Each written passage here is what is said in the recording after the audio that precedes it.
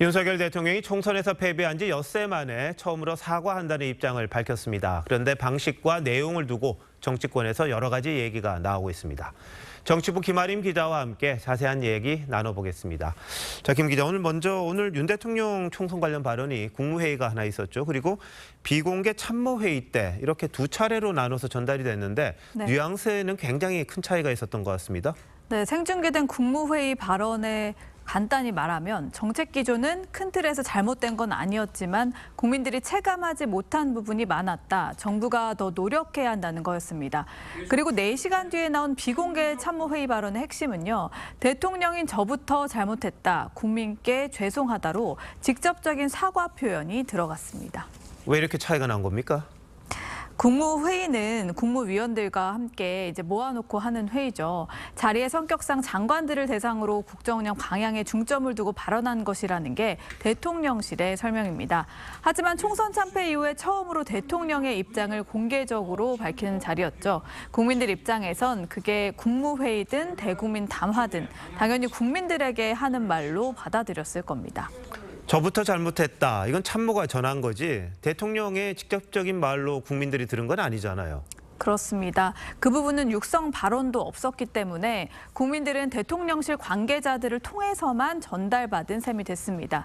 사실 이런 방식의 소통은요. 지난 1일 의료개혁 관련 대국민 담화 때와도 비슷합니다. 윤 대통령은 당시 담화에서 2,000명 의대 정원이 최소한의 규모라고 했는데 그날 저녁에 성태윤 정책실장은 절대적 수치란 입장은 아니라면서 유연한 입장을 밝혔습니다.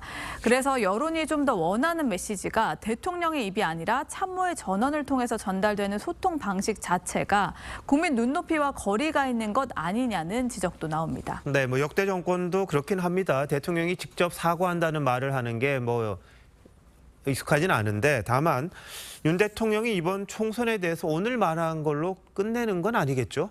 네, 대통령실은 추후에 대국민 담화나 기자회견 등 추가 소통 기회를 검토하겠다는 입장입니다.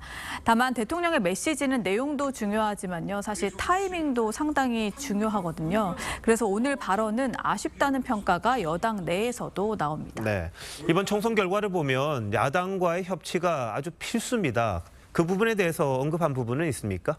오늘 윤 대통령이 직접 야당을 언급한 부분은 없습니다. 네. 다만 국무회의 모두 발언에서 국회란 표현을 통해서 잘 설명하고 더 많이 소통하겠다고 했습니다. 자, 근데 민주당 이재명 대표는 계속해서 영수회담을 요구하고 있는데 어떨까요?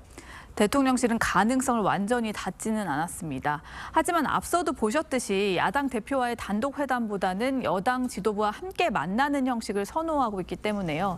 야당이 요구하는 영수회담이 현재로서는 가능성이 좀 높다고 보기는 어렵습니다. 윤 대통령은 지난 2월에 방송 신년 대담에서도 여당 지도부 없이 만나는 건 곤란하다고 말한 바 있는데요. 이런 기조에서 크게 바뀐 건 아닌 듯합니다. 네, 어쨌든 오늘이 끝이 아니라고 하니까 윤 대통령이 또 적극적으로 어떻게 소통하는지 한번 지켜봐야겠군요. 김 기자 잘 들었습니다.